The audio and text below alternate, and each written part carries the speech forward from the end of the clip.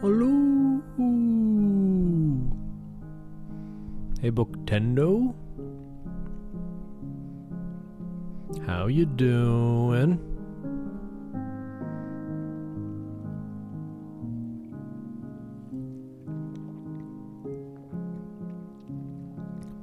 Hello, chat.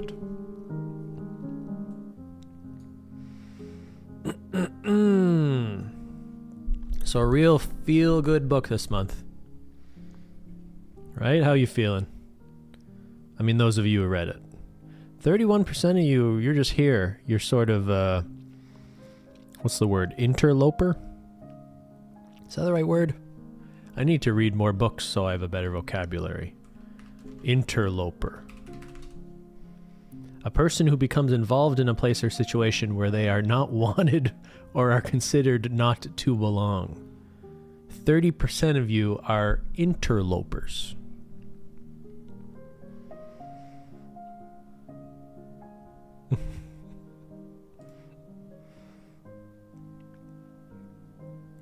That's okay. You can hang around.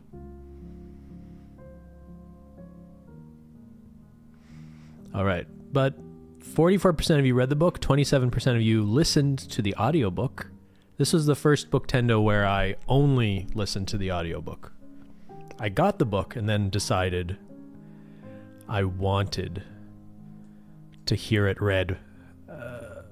I thought because it was nonfiction, and this is the first nonfiction book we were doing, it's a memoir, and because Jennette McCurdy did the audiobook, so it was her speaking in her own voice, I thought listening to it made sense. It was well done as an audiobook, let's say.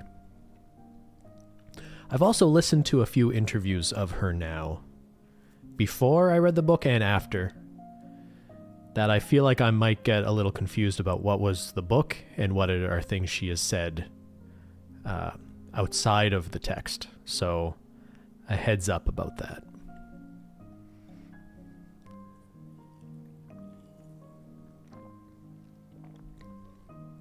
It was a pretty quick audiobook, that's true. I heard she's writing as well. For it being the first thing she wrote, it was actually pretty well written. And I think that's interesting that maybe she wants to be a writer. She does not want to be an actress, that's pretty clear. 6 hours, 42 minutes. Yeah, that's pretty doable. Could play a few rounds of Fortnite while you're listening to that. This was your favorite Booktendo by far? All right, I'm going to end the poll. How many of you... I had no context of what iCarly is or was. So, like, did you grow up watching iCarly or other How the fuck do you spell Nickelodeon? Nickelodeon? Witching?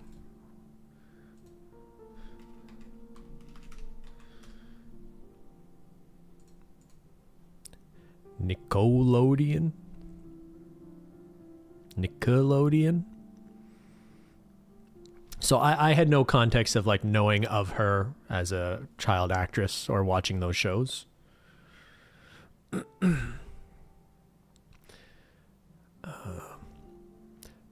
The kid shows I remember, when I was a young kid, I don't remember seeing a lot of shows with child actors at all. So like I grew up on like Transformers. Or like even the shows with human beings, they were adults. Like Pokeroo, Lamb Chops Play Along. I guess when I was a little older, we had watched Breaker High. A young Ryan Gosling. It was about a bunch of kids going to high school on a cruise ship. So that had child actors. I guess we had like Saved by the Bell and stuff like that. So I'm not saying it's a new thing. I don't feel like I watched a lot of shows as a kid that had child actors in it.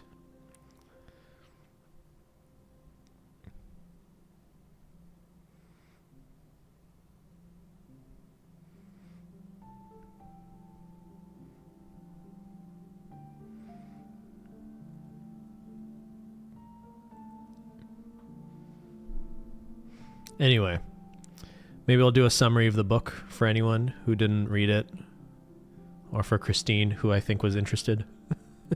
Are You Afraid? I definitely watched Are You Afraid of the Dark? That's a really good example.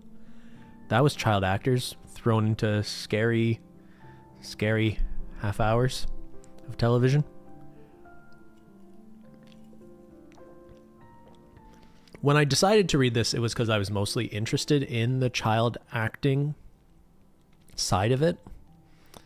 I was aware, but I don't think prepared for how much of it was more about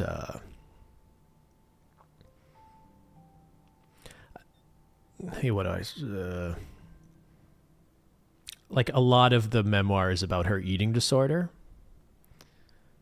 So I'm not sure I expected it to be that much of that. How do I put that? It was a very heavy read. And probably the first book we've read where I probably should have had some sort of content warning on it, but I think you kind of know what you're getting into picking up this book.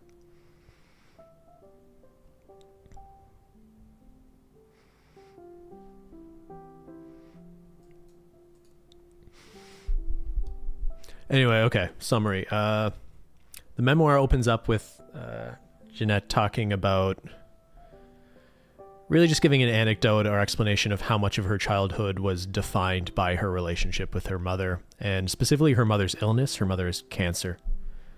So it starts with this memory of being in the hospital, and she sort of explains throughout the book, her just reason for being to make her mom happy, or to want her mom to be alive. And that's a tough thing in and of itself, right? Without anything else considered, just having a sick parent and having your childhood defined by your parent being sick and constantly worried you're going to lose them. So Jennette talks about auditioning for roles as a child actress. This is something that the mother has clearly decided is a strategy for not just her daughter, but the whole family. They're not a wealthy family. They are Mormons. The mother constantly is belittling and disparaging the father for not being successful or making money. Mom doesn't seem to have much of a job either. I think she works at Target sometimes, but her job is more trying to make sure her daughter becomes a successful actress. There's some humorous elements throughout the book, but I thought especially early on, the way she's concerned her acting as a child is in conflict with her Mormonism, and is, bad, like they're not good Mormons if they do this. I guess the mother tries to justify it that it's a good thing if some Mormon becomes a popular actor. But, a lot of the roles she's getting in those early years are like starring roles, are like just small roles on like crime shows where she plays the daughter who has to pretend she's watching her dad die, or she's like a little child serial killer or something. And I think the most memorable thing about this, as they're explaining what the process was like doing acting classes and going to these auditions as like a very young kid, was I guess Jennette became known as the girl who could cry on demand. This is what her mother puts at the top of her CV. And she describes in almost like a clinical way how her training to do this involved basically her mother encouraging her to think about, family members dying or like personal tragedies in a way that is just so obviously awful and seems like a really obviously terrible thing to do to a child. And a lot of this memoir is written from the perspective of her not realizing how not normal this is. But that section particularly really stuck with me. Like, this was her talent. The reason she's booking gigs is that she can cry. And she's been trained to do this by basically learning how to traumatize herself.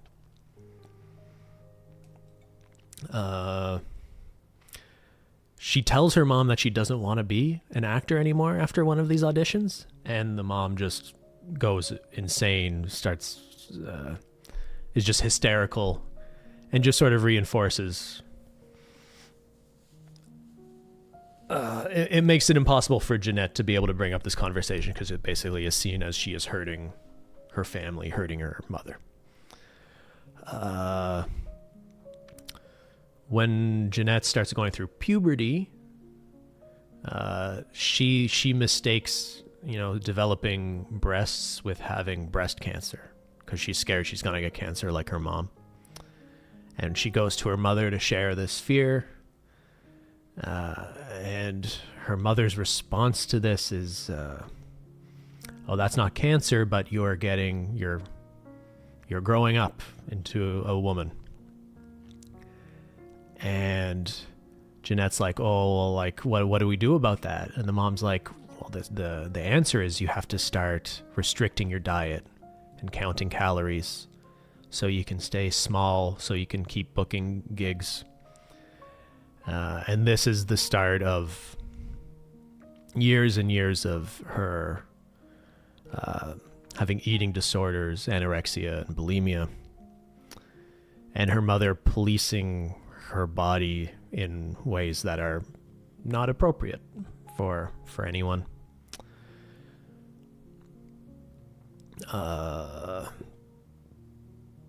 Jennette eventually gets the role on iCarly, which is what she is mostly known for. And this seems to be a point of realization for her that acting and fame isn't something she really wants at all. This is her mother projecting her own dreams onto her. And with the success she gets from being on iCarly, she realizes that this doesn't make her mother happy. That, if anything, her mother seems resentful of the success that she has that really the mother wanted for herself.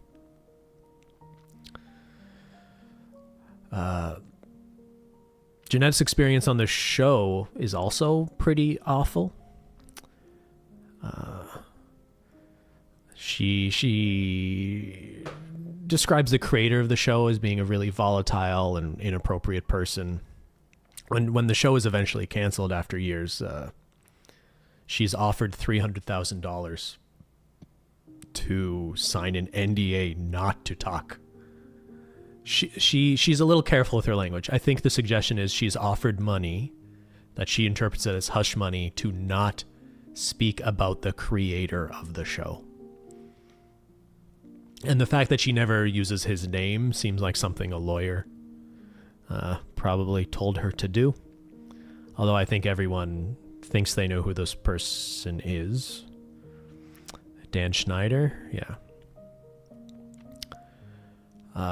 When Jennette's 18, I think iCarly is over now. She's being encouraged to consider being like a country music artist.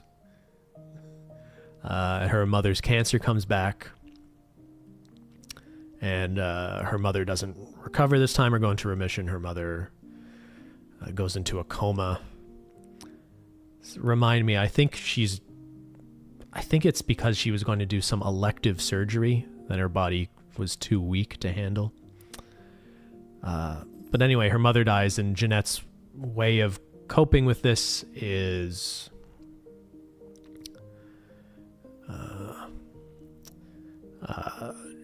really more just she uses her eating disorder as her way of coping with her trauma.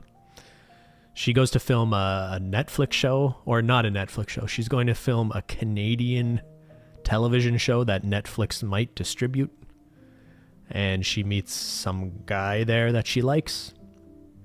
And that guy gives her an ultimatum about her eating disorder.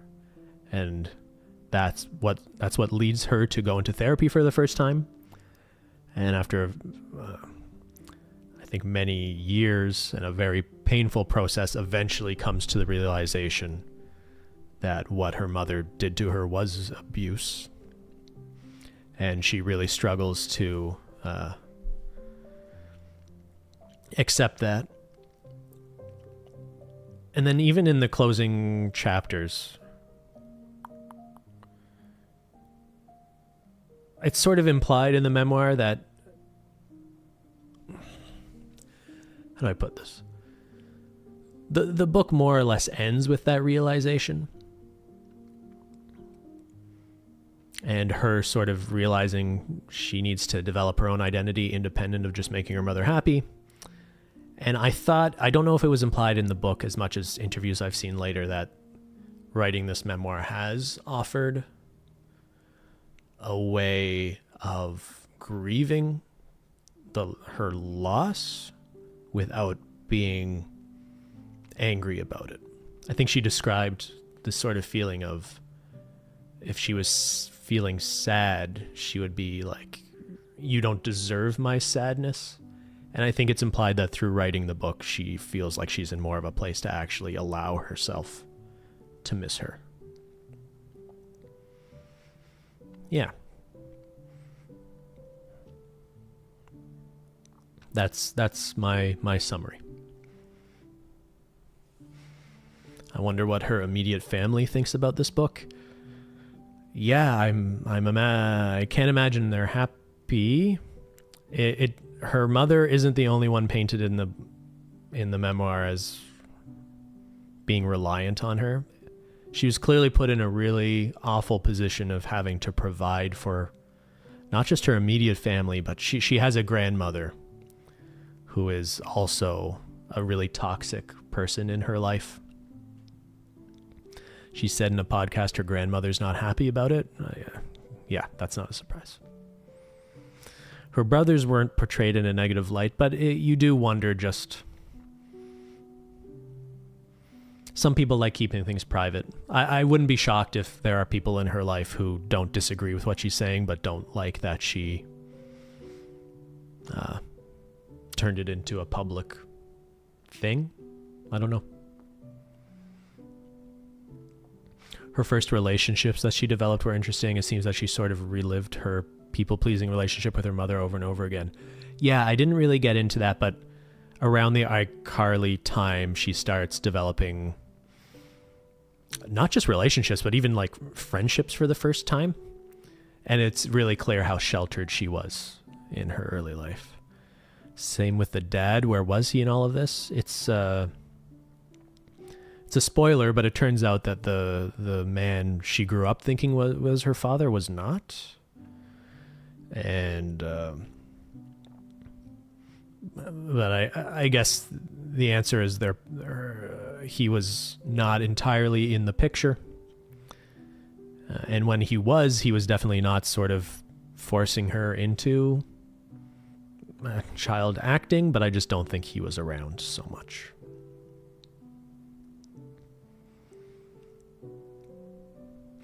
The emails while her mom and her were fighting over. Yeah, I guess there were. Yeah, that was a pretty heartbreaking anecdote. The mom's aware that she's dating now. There's some paparazzi pictures of her on the beach with this older man, and the mother's sending all these awful messages about how terrible her daughter is and that she's just like a whore. And then like there's a follow-up email being like, "Oh, our fridge broke. We need money." It's like super dark. She blames her for the cancer coming back. I mean, I thought it was really clear in that section that's just like a really unwell person trying to say whatever they can to make someone feel as terrible as possible. I would hope that's the perspective. Sorry, and that's not an excuse or apology for anyone. I'm just saying that seemed obviously to be what was going on. Yeah. That is one thing I found how do I put this?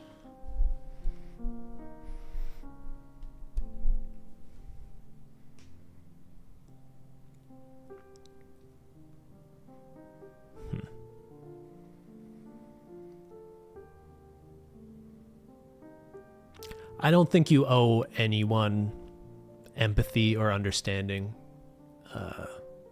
in this sort of dynamic. I don't know if I want to get into this. I think a lot of people reading this memoir are very much just see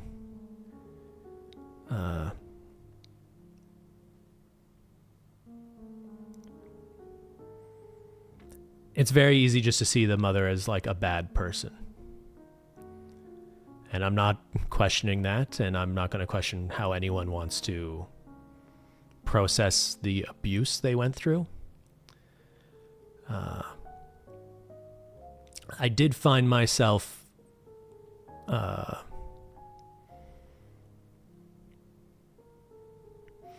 empathizing with, but wanting to understand how her mom is the way she is.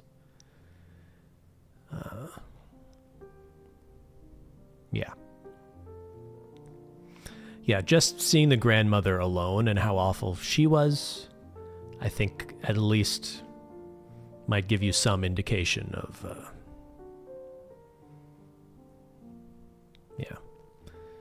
that she, that she didn't end up this way for no reason. And even if that is just like a selfish thing for you and how you want to process your own issues with parents, if you've had a difficult relationship with a parent or you have a parent with mental health issues, I think that even in a selfish way, it might help to consider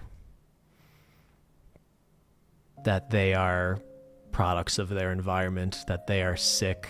It doesn't excuse anything. It's just, it might be good for you to be able to think about it that way.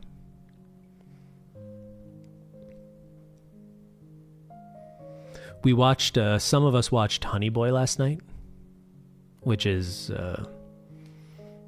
a movie about Shia LaBeouf's childhood, being a child actor, and his relationship with his dad. And he plays his own father in the film, which must have been an incredibly unique experience. But I thought that movie was really interesting in that, like, yeah, his father does objectively terrible things. His father is abusive. But it also shows how his father is also a product of abuse, has severe substance abuse issues. And I think through that process of making that movie, for Shia to have to put himself in the position of his dad, I would think there's something therapeutic. I think you come out of that experience with more empathy than less.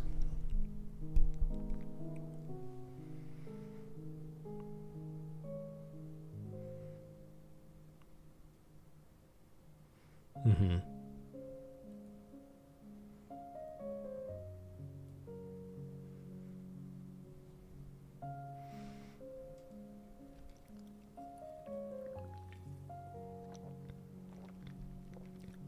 I also think it's worth remembering Jennette McCurdy is still a young person. Like, how old is she? How old is she today? Jennette McCurdy. She's 31 years old. Born 92. And she's probably not like most 31-year-olds are, because she really didn't have the sort of childhood you'd want someone to have. I hope the writing this helped her healing process. I think she seems to think it did. I think that's pretty clear.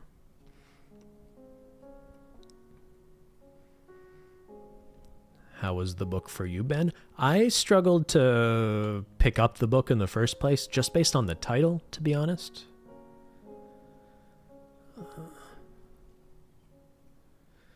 And again, I guess maybe I thought in my mind it would be more about child acting.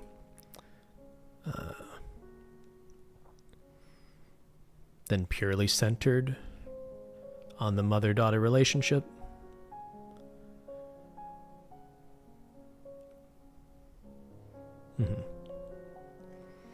If anything, maybe it colors my interpretation of it, my inclination to be more sympathetic to the mother being a product of her own trauma or abuse or circumstances probably comes from me wanting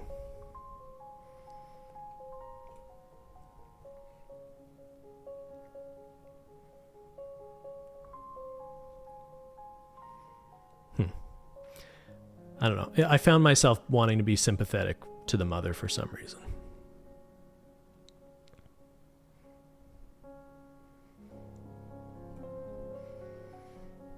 Or just understanding, not sympathetic.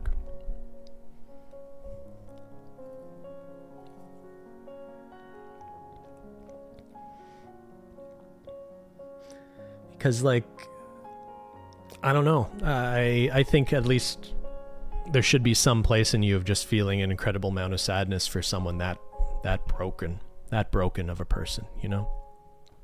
To be able to do that to your own kid. It's not that you deserve forgiveness for that, but it makes me think how, yeah, the issues you must have as a person, that is how you act and what you are.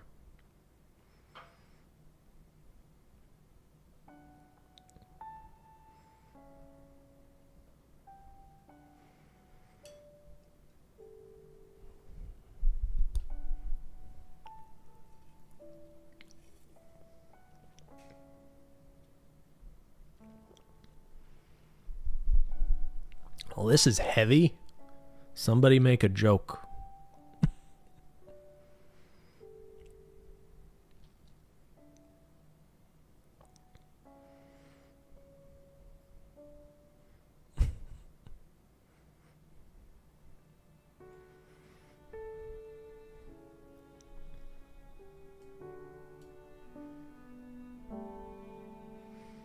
A monkey walks into a bar. What happens next?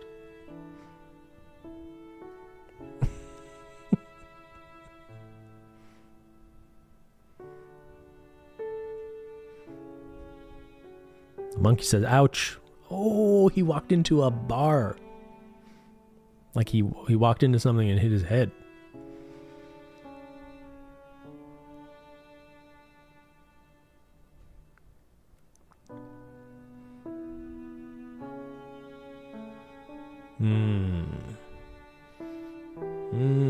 So, should children be allowed to act?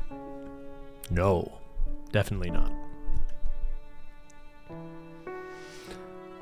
I know we sort of goof on TV shows where you have like people who are clearly adults playing teenagers, but that seems way healthier to me than having adolescents put into environments like this.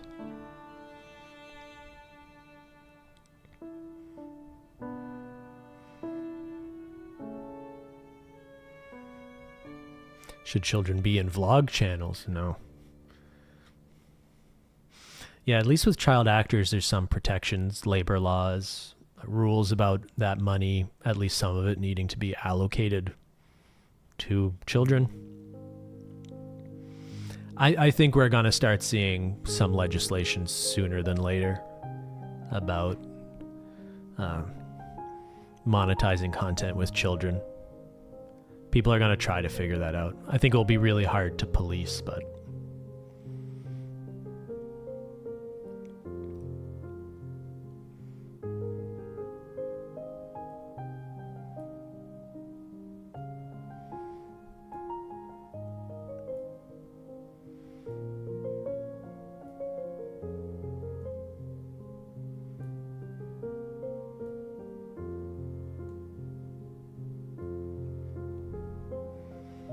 Psychologist should be part of a child actor's contract. I mean, if you even need to go there, should it exist at all?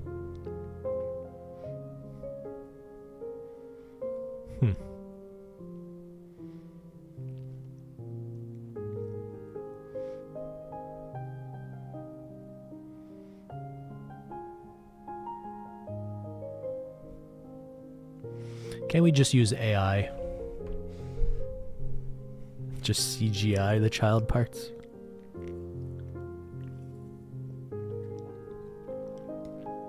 I don't know.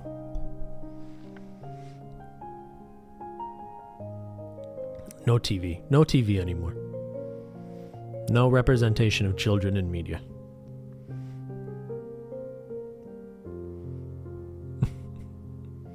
Books only. Yeah, people need to remember how to read. Use your imagination.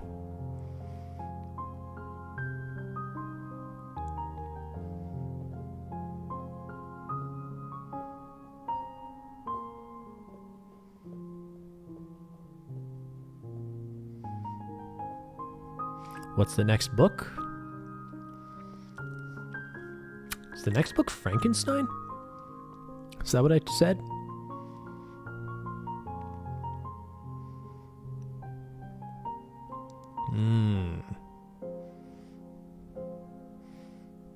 Is that a short one? All right, I'm going to read that one. No audiobooks allowed. And the month after that's The Shining, which is a long book that I still need to find. Is it that late in the year already? What? I know, it's fall. I'm gonna get spooky soon.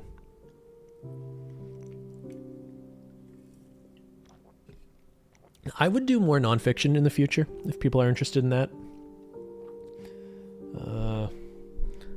I don't know if I would want to tackle this topic again. There are definitely things in the book that were very much about a young woman's experience growing up that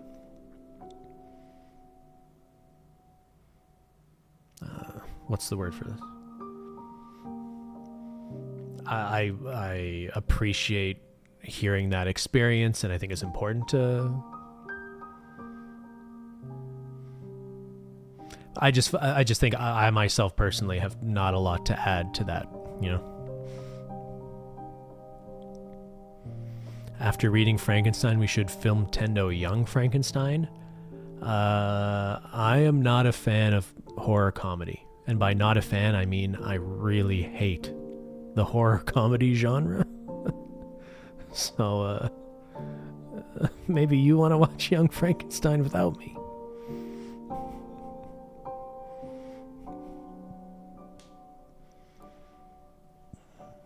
Are there any good YouTuber books? No. No, I don't know. I mean, there's a lot of New York Times best-selling YouTuber books.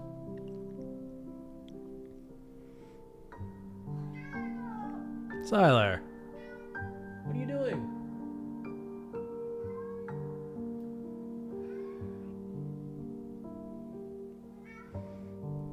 Girl Online by Zoella? Yeah, there must be good YouTuber books. I'd be interested in reading a book about YouTube. Zyler, we can all hear you. Zyler.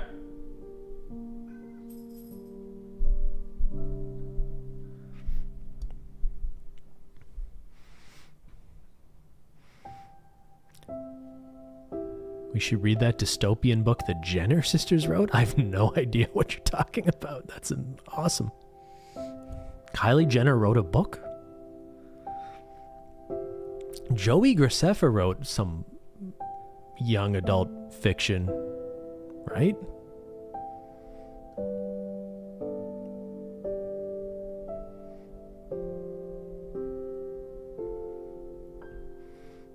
I watched your favorite movie, Ben, that made me sad. You're talking about The Donkey, right?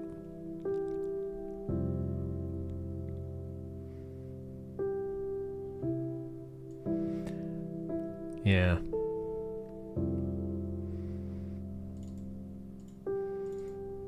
I haven't watched that in a long time. Maybe it's a good time.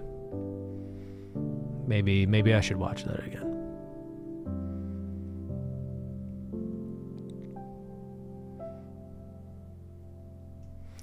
You didn't like Shrek? No, I didn't like Shrek. You've got me thinking that, like, I would like to find what is the best book written by a YouTuber. Maybe we could give that a shot. Ben, do you like Hemingway? I haven't read a lot of Hemingway. Hard to say.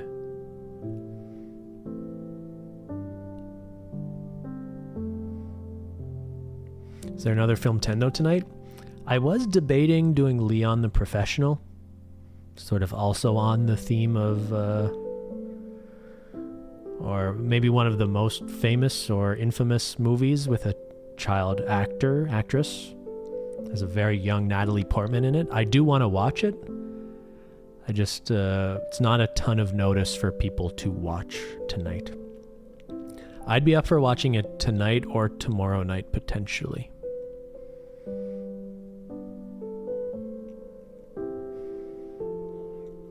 Here, we'll do a poll, just with the people here.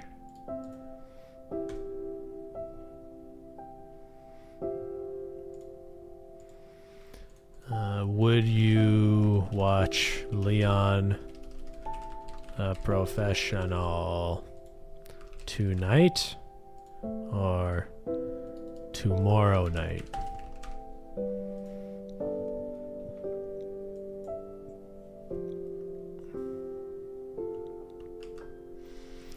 Do we need a synopsis?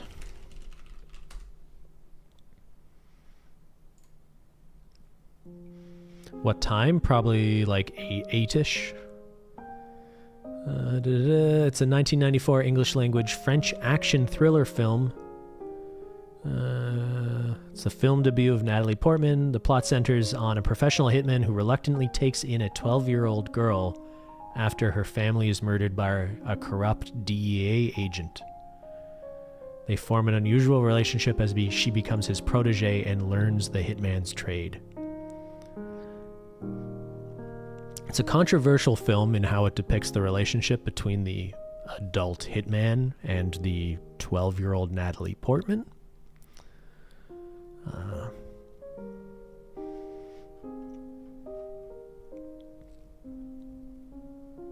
But I've never seen it.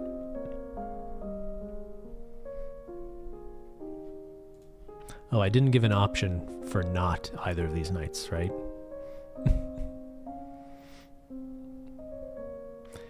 It's on US Netflix, so that's accessible, okay. Does anyone in Canada know?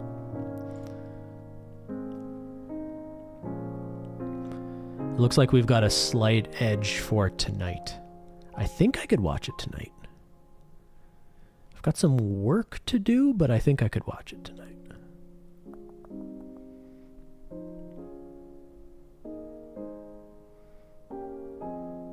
Netflix in Canada too, okay. Maybe we do that tonight. All right, pencil it in. Work on a Sunday. Licky. Is your name Licky? How do you say that? Licky, it never stops. You can't shut it off. Once that tap's on, you can't turn it off sometimes, you know? Are there two versions of it? I assume the version on Netflix is the original cut. I think there's a director's cut, which even the director said was not his preferred cut. There's an extended version of the film referred to as the international version, containing 25 minutes of additional footage. It's sometimes called the director's cut, but Besson refers to the original version as the director's cut and the new version as the, quote, long version. So yeah, we can confirm runtime in the Discord, but we're aiming for the normal version of the movie. Damn, 50-50 between tonight and tomorrow.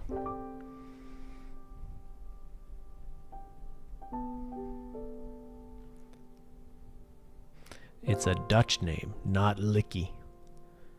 So it's like Dropke? Is it like Like?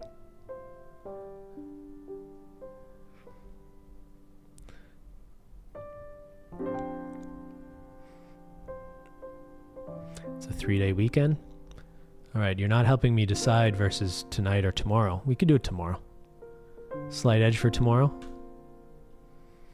More like like or lika. Lika. Lika. We could do it tomorrow, and then it would just be after stream. I think I'm streaming tomorrow, right? Sounds like something I might do. All right.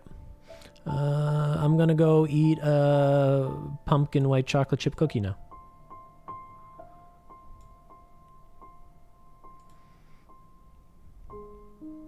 Sounds like a plan. All right. I hope Frankenstein is a feel-good, happy book. Right? There's nothing monstrous about it, I don't think. Right? Isn't it about the kindness of people? We'll find out next month on Booktendo.